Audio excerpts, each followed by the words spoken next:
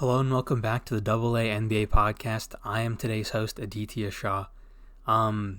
So Aiden is not here this week. He's on vacation in Siesta Key, for spring break. That's what we're on right now. I know we missed an upload last week. Aiden had some stuff going on that he had to take care of, so we weren't able to record. And then the week before that, I had uploading issues, and the episode didn't get up until Wednesday. So we've been sort of messed up the past few weeks, but I figured probably get something out for you guys, anyone that's watching this. Without Aiden, unfortunately, I know he's usually the energy guy in the episodes. I'm kind of the quieter one, but I'll do my best. So yeah, let's just get into it. As everyone knows by now, the NBA has been suspended due to the coronavirus outbreak, which sucks because this whole podcast is about talking about the NBA.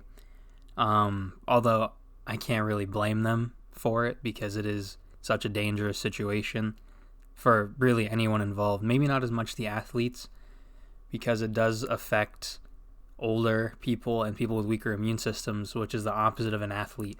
But I mean, fans that go to the arenas and stuff like that, it can be dangerous. And I also apologize if you hear more breathing and stuff. I'm using a different mic for this, so that's my bad. But yeah, so I can understand. Obviously, something had to be done because this stuff is dangerous for a lot of people. And I do want to say I've been seeing it a lot more recently.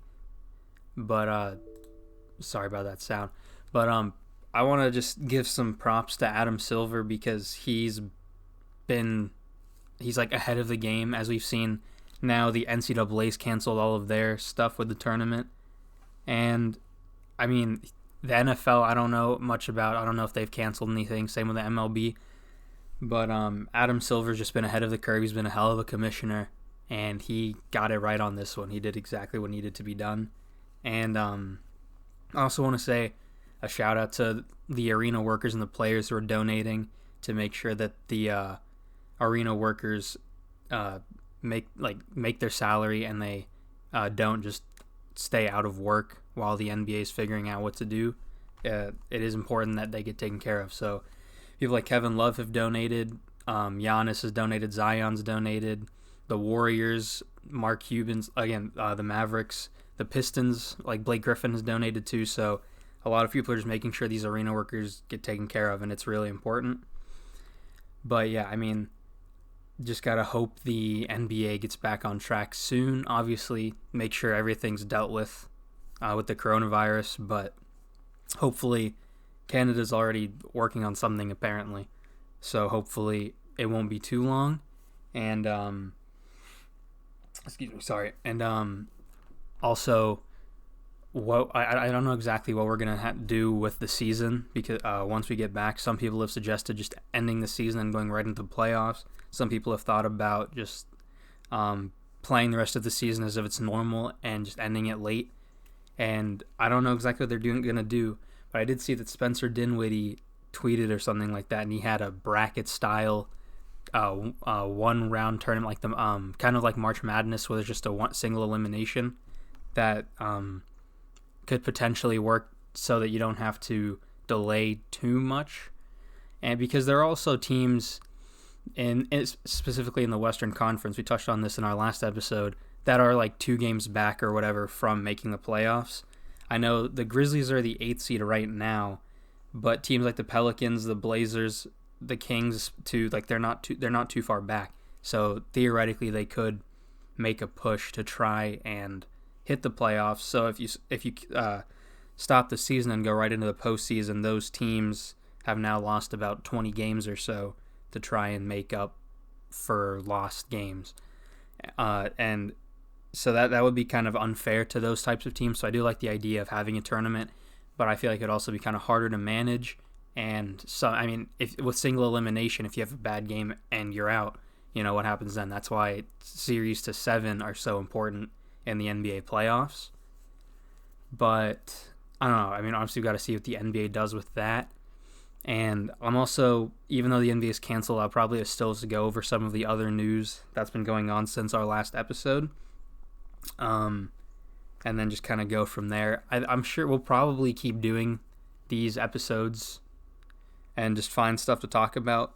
If not, just follow the AA NBA podcast Twitter, and I'll probably tweet out if we're gonna continue or not. That's still not really decided yet, because we just got to figure out if there's enough news to actually make a decent episode out of it. But yeah, we'll sort of figure it out and update you guys as we go. But yeah, I'm just gonna start covering. All right, and I'm back. Sorry about that, guys. There was something going on with my dogs, but yeah, I'm just gonna start covering some of the other news that went around since our last episode. First thing I want to talk about is Dion Waiters getting signed by the Lakers, and with this month off, at least a month off that's been announced, he's going to have some time to sort of gel with the teams, because I think they're still allowed to practice. They're just not going to be games going on. And, one other thing I forgot to mention. Most of the teams are doing coronavirus testing. Right now, the only players that have been confirmed to have it are Donovan Mitchell and Rudy Gobert, so hope they get better, which they probably will. But it's just an unfortunate situation. And although we don't know exactly what happened with it, Rudy Gobert, from what we think, he sort of was being careless in the locker room, and he didn't really think that it was a big deal, and he might have potentially given it to Donovan Mitchell. But yeah, I don't know too much about what's going on there. Not much has been reported, but I think the entire Raptors team and the entire Celtics team so far their results have come back negative, which means they don't have the virus, so that's good. And again, hopefully no one else really has it, but we'll see what happens from there. Not too much information's been released about that yet, but that was sort of I forgot to mention that earlier. Back to the Dion to the Lakers. He's just a good shooter that they can add to their bench. I don't really know too much. He's not going to help too much. He might get a few minutes, but I'm just hoping. He's had his behavior issues in the past. Obviously, we know about the whole thing with the gummies that he had with the Miami Heat. Like, that whole incident happened, and he really hasn't played much in the past few years. But a lot of people are thinking, like, if anyone can set him straight, it's LeBron. So hopefully he can revitalize his career and be an impactful player for them. That's really all I have about that. Again, I'm more the quiet one, so this is going to be a bit different.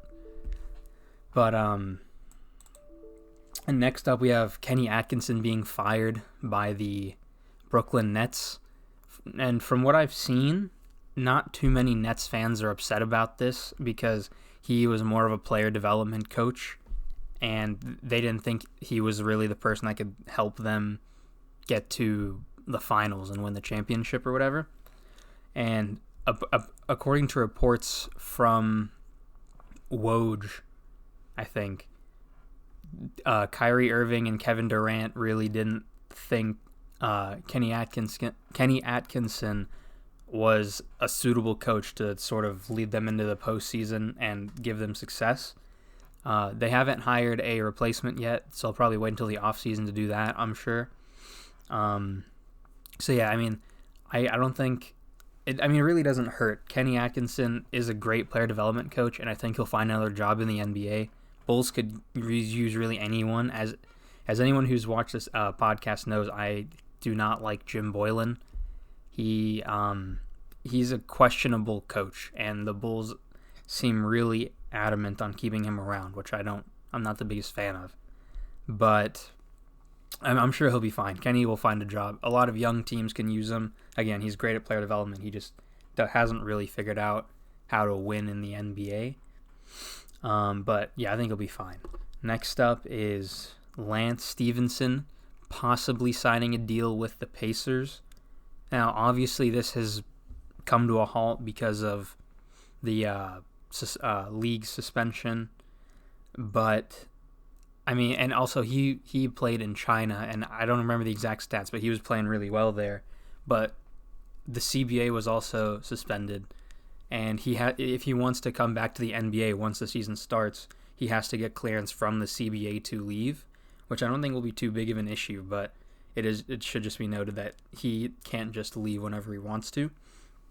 Also, As many of you know, Aiden is not the biggest Lance Stephenson fan, rightfully so, because he's a meme, really. I mean, he'd be an energy guy, I guess, but he wouldn't provide much for the team. I wouldn't mind it because I love Lance Stephenson. I think he's funny, he's entertaining whenever he's on the court, so I wouldn't mind it. But I know some Pacers fans might not be happy about that because they want to see the team succeed, and I do too. But I just like Lance. I don't know. I can't really explain it. Who doesn't like little Lance? Next up, we got Kobe White has been since he's gotten.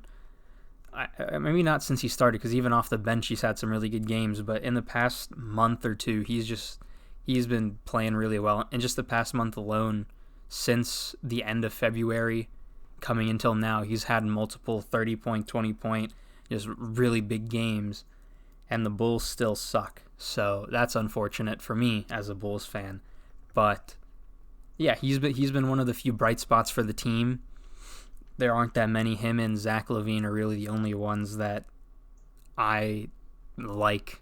Wendell's good. He's still developing, and from what I've heard, he's developed some good player leadership skills from guys like Thaddeus Young, who was on that team. And so he's picked up the role as a locker room leader.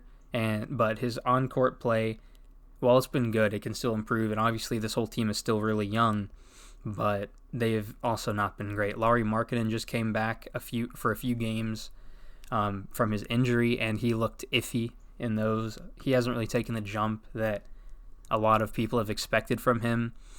And then the other players on our team, like Chris Dunn's out for the season now, I think, so that's unfortunate. But this team has just kind of been underperforming. And I'm at this point, I'm just really banking on they're still young. They've got time to develop still. So even though this season was a dud, in the next 2 or 3 years, they'll be really good. But I haven't seen any signs that would make me hopeful. But I just got to pray that Jim Boylan can make the team good. And saying that, I think we're screwed.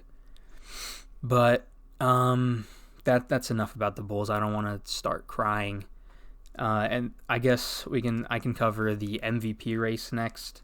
I actually have a little bit of a rant I want to go on. I'm not usually the ranting type, but since Aiden's not here, I got to do something.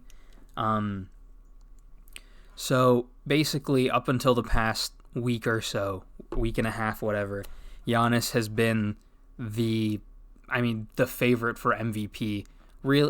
Until this past week, LeBron had a few big games he beat the Clippers and the Bucks, and he was just dominating. It was a great weekend for LeBron. But up until that point, the only real questions about the MVP race was, is Giannis going to be unanimous or not? That was the whole big question. Is there going to be the thing that happened with LeBron where, one person just votes for Carmelo Anthony and LeBron doesn't get the unanimous? Is that going to happen with Giannis, or one vote goes to LeBron, or one vote goes to, James Harden or something, and Giannis doesn't get his unanimous MVP? And then LeBron has this big week. And don't get me wrong, LeBron's been a great player. Especially for age 35, he's been doing, great things. And he should be like number 2 or 3 in the MVP race. But people act like this one weekend, solidifies him in the MVP race. It's now a contest. LeBron has a real chance to win it, which I personally think is kind of bullshit, because it's been Giannis as the MVP since the beginning of the season. And that's kind of been undisputed. But now LeBron has this one big weekend, and everyone's like, "Oh, throw him in the MVP race." The Lakers are really good. He's age 35. That's a big thing. Let's make it a contest. And the thing that really makes me angry about this is it's not new. It happens every year. Not specifically just with LeBron, but every year there will be a clear-cut MVP race, at least with like 1 or 2 people. Maybe there's already like an MVP favorite out there, and then towards the end of the year, they sort of try to throw in one little dark horse candidate to try and spice things up, and it's kind of just annoying. They always do, like last year, the race was between Giannis and Harden, and it was really close. And then towards the end of the season, they started throwing out MVP G13, which he wasn't an MVP candidate. He was just playing really well, and they wanted to try to make things interesting with the media.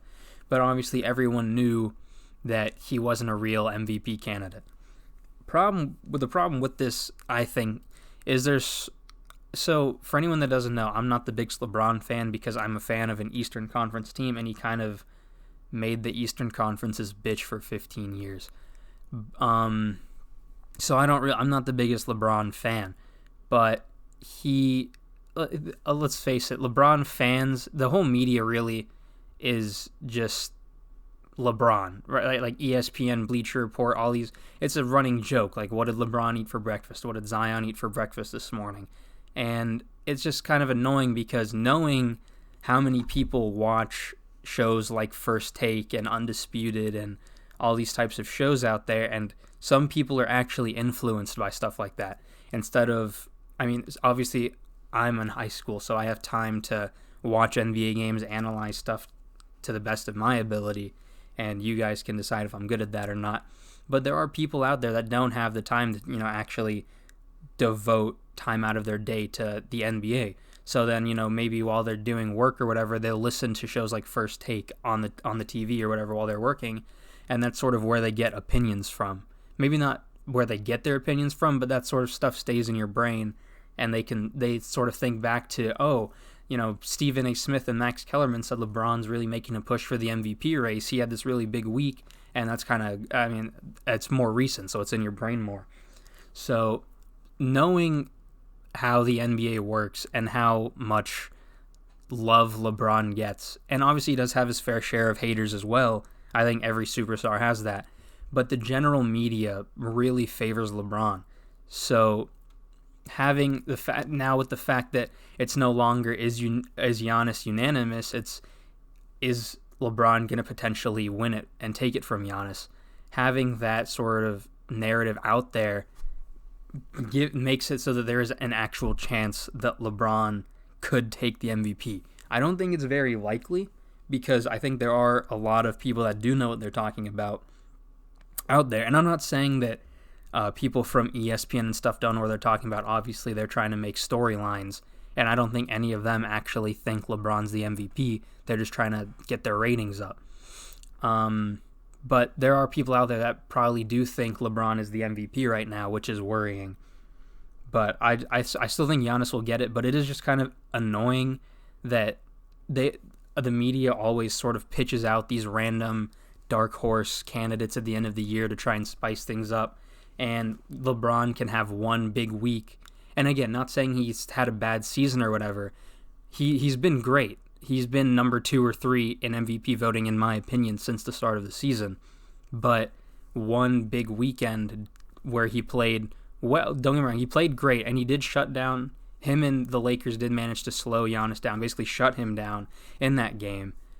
But I don't think you can say this 3 or 4 game stretch where he's been playing out of his mind is enough to make him a serious contender in the MVP race, when just the week prior, everyone was saying, is Giannis going to be the unanimous MVP? That was the legitimate question. And it just kind of bugs me that the MVP race isn't viewed as a whole season thing, but once you get towards the end of the season, it's more who had the best last 2 or 3 months of the season. Sort of the first part of the season just kind of ignored, or it's given less meaning. And so that was just sort of a little mini rant I had to go on. Obviously, Aiden's not here to rant about the Knicks, so I had to fill the role to the best of my ability. But that's just kind of my opinion on the MVP race. And so we can move on to the next topic. Okay, sorry about that. I had to deal with something real quick, but I think that should be the last interruption, hopefully. Since we just covered the MVP race, I want to sort of bring the discussion back to the NBA suspension and go into a little more detail about that from what I know so far.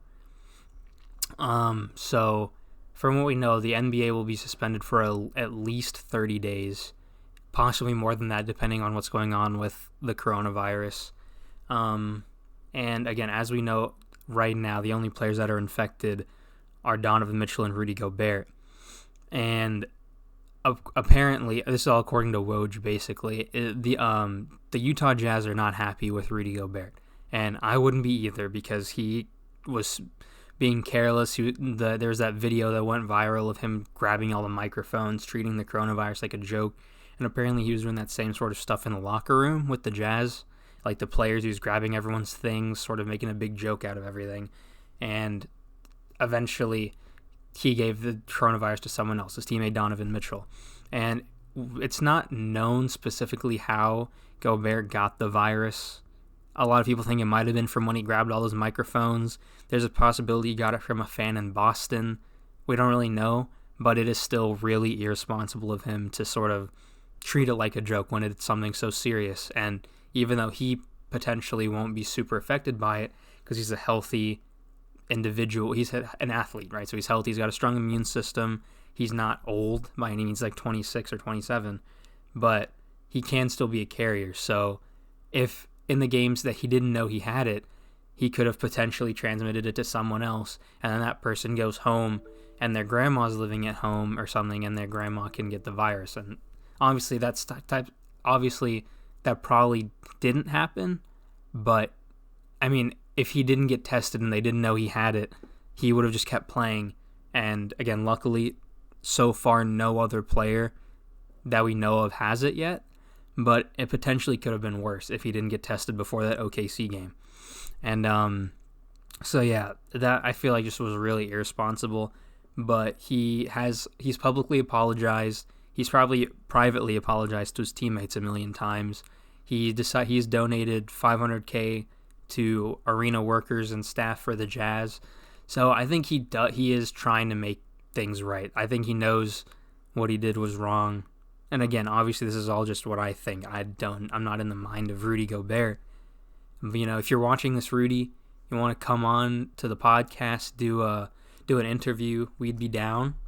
But yeah, I mean, obviously I don't know what he's thinking, but it does seem that he knows he messed up. So that's good. At least hopefully he can learn from it. But actually, while I'm on the topic of it, Charles Barkley said that he has been feeling sick for the past few days, so he's already self-quarantined. He's got a coronavirus test going right now, so we don't know the results yet. They should be out in the next day or two. But prayers for Charles Barkley because he is older. He's not like super old, but he is older, so he potentially could be affected by the virus. So prayers to him. Hopefully he's better. He gets better soon. And he talked to the people on Inside the NBA, I think, or he made like a public announcement. And he sounded genuinely scared, which I would be too, because this is serious. Again, there's no cure, and he is older than your average person. So I think he has reason to be worried, but again, hopefully everything's better, and it's just the flu, you know. And so I also know I said this earlier in the episode, but I wanted to give a shout out to Adam Silver. I've seen a lot of this going around in the past few days, but he's been getting a lot of recognition, I think, that he deserves, rightfully so. This whole season's been sort of a mess. You know, the whole China controversy that happened at the beginning of the year with Daryl Morey. The NBA lost a lot of money from that. He found a way to bounce back. The ratings have been down throughout the entire season with illegal streaming, so he's had to deal with that. And then on top of that, David Stern and Kobe Bryant both passed away, which really hit the NBA world hard. He managed to sort of help everyone come together and mourn and move on. And obviously those deaths still affect a lot of people, but I think he's handled it better than almost anyone else could, besides maybe David Stern himself. He revitalized the All-Star game this season. He made it one of the most entertaining All-Star games there's been in a while, and he made the right call with this suspension. He got ahead of the game. He basically was the first commissioner to cancel the sport. He sort of made the path for others to do so with the NCAA tournament. I think golf maybe got canceled too. I don't really know much about the other sports. Again, as anyone that's watched this knows, I really only watch basketball. But he's made the right calls, basically. I mean, since he's become commissioner, he has made mostly right calls. And obviously no one's perfect, but he's damn close. So I just want to say shouts out to Adam Silver for being hands down, actually, not even probably, I was going to say probably, but hands down, he has been the best commissioner in sports right now.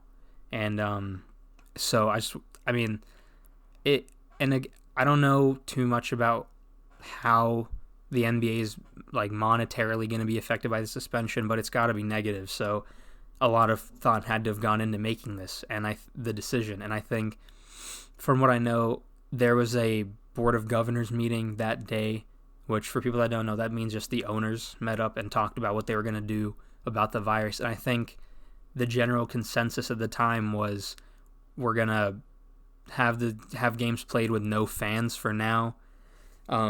Earlier that day, it was Thursday, I believe. Thursday night was the OKC Jazz game.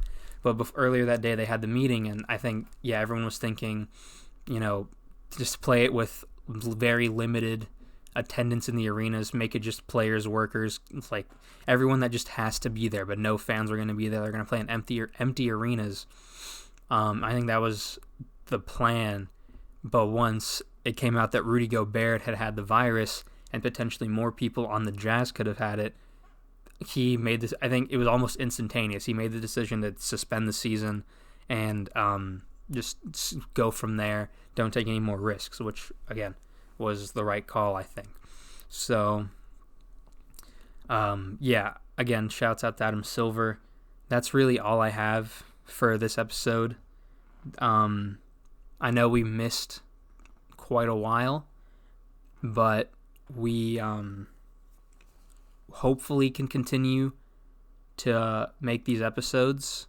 I don't know how much material we'll have for them personally, because, again, the suspension is going to be a minimum of 30 days. So I think we'll be able to find stuff to do. If anything, we just do different segments here or there to put out. But there won't be, obviously, much news to be covered. But I think we'll probably find a way to get episodes out there for anyone that wants to listen. And,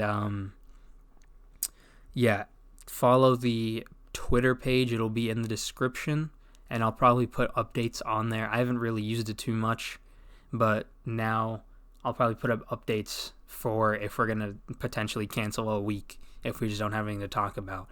But I don't think that'll be too big of a problem. So yeah, just follow Twitter if you want updates. If not, subscribe so that you know if we have uploaded a video. If you want to. Again, sorry, I'm not very good at this by myself. Usually Aiden's the loud one, and I just provide the expert analysis that you guys are used to.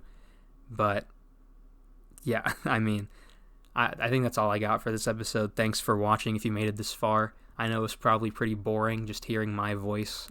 Again, I'm not used to being the main speaker for longer periods of time. So I did my best. Hopefully that's good enough for you guys. And I'll see you guys in the next one.